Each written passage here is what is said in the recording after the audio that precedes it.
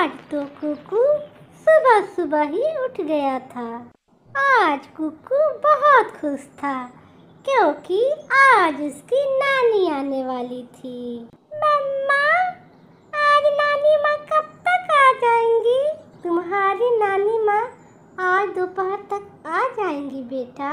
कुकू की नानी भी अपने घर से निकलती है।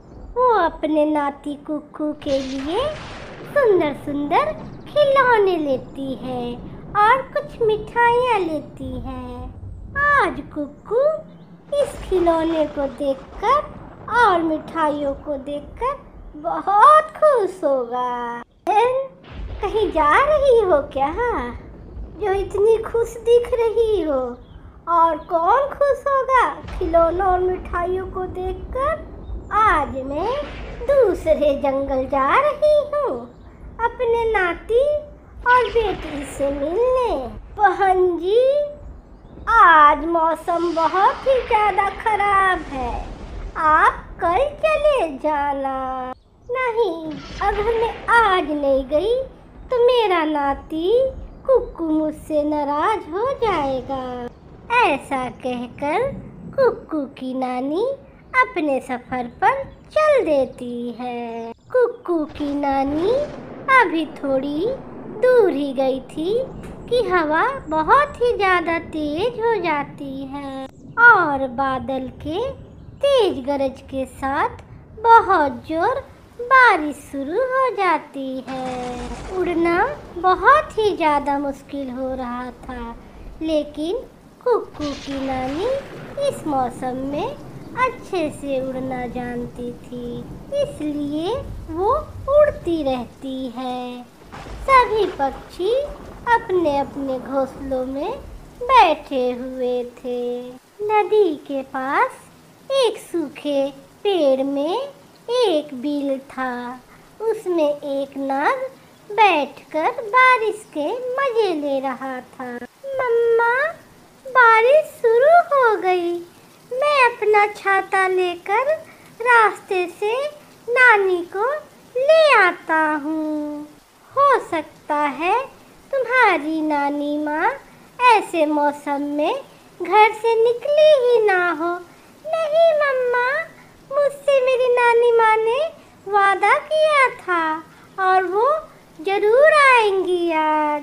फिर कुकू अपनी मम्मा को मना लेता है और अपना छाता लेकर नदी की तरफ अपनी नानी माँ को देखने चला जाता है। कुकू की नानी माँ भी नदी तक धीरे धीरे पहुँच जाती है, लेकिन अब हवा और भी ज़्यादा तेज हो गई थी। कुकू की नानी तेज हवा से बचने के लिए नदी के पास एक पेड़ के पास बैठ जाती है। थोड़ी दूर सूखी पेड़ के बिल में बैठा काला नाग कुकू के नानी को घूर रहा था। ऐसे बरसात के मौसम में ये बूढ़ी चिड़िया मिल जाए तो बरसात का मजा ही आ जाएगा। नाग कुकू के नानी को खाने का मन बना रहा था और वो धीरे धीरे अपने बिल से निकलकर कुकू की नानी के तरफ बढ़ता है। कुकू के नानी के बहुत ही करीब चला जाता है। नानी, नानी, नानी माँ, बचिए, काला नाग है। ये सुनकर कुकू की नानी वहाँ से जल्दी से उड़ जाती है और वो दोनों दूसरे पेड़ पर जाकर बैठ जाती हैं। कुकू बेटा, आज तुमने मुझे बचा ही लिया। अगर आज आप ना आते तो मुझे वो नाग डस ही लेता। नानी माँ, मेरा दिल बहुत घबरा रहा था, इसलिए मैं छाता लेकर आपको देखने यहाँ तक आ गया था। अब चलिए नानी माँ, मेरे साथ साथ मेरे छाता के सहारे हम घर तक पहुंच जाते हैं। फिर वो दोनों नानी और नाती सुरक्षित घर पहुंच जाते हैं। रानो चिड़िया अपनी माँ को देखकर बहुत खुश होती है। अच्छा हुआ माँ जो आप जल्द ही पहुंच गई। मैं तो बहुत ही चिंता में थी आपको लेकर। बेटी, आज तो मेरे कुक्कू नाती ने मुझे बचा लिया।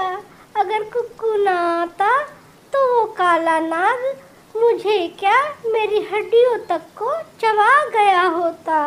फिर कुक्कू अपनी माँ को काले नाग की सारी बातें बताता है। माँ, वो काला नाग बहुत ही खतरनाक था। अब मुझे पता चल गया मेरा कुक्कू बेटा बहुत ही बहादुर है। फिर कुक्कू की नानी अपना थैला खोलती है और जो खिलौने वो कुक्कू के लिए लाई थी उसे देती है। मजा आ गया, मेरी नानी मेरे लिए बहुत अच्छे खिलौने लाई है। नानी माँ, मुझे बहुत ही मजा आ गया इन खिलौनों को देखकर। थैंक यू नानी माँ।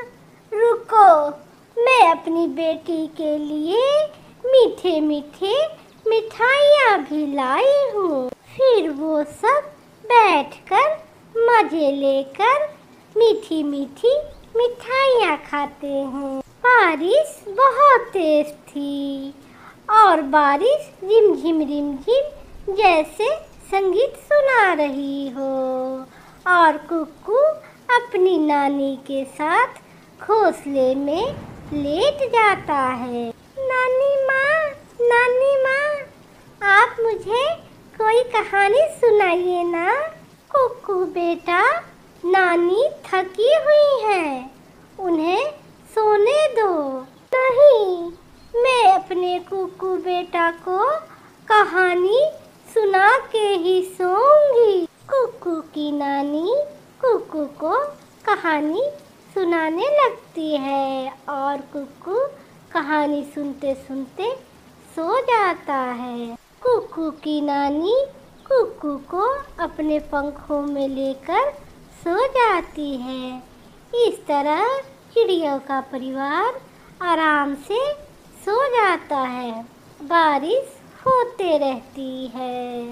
दोस्तों, इस कहानी से हमें यह सीखने के लिए मिलता है कि अपने रिश्तों से हमें बहुत प्यार करना चाहिए, क्योंकि रिश्ते बहुत ही कीमती होते हैं। इनकी कोई कीमत नहीं लगा सकता। हमारे चैनल को ज़्यादा से ज़्यादा सब्सक्राइब करें।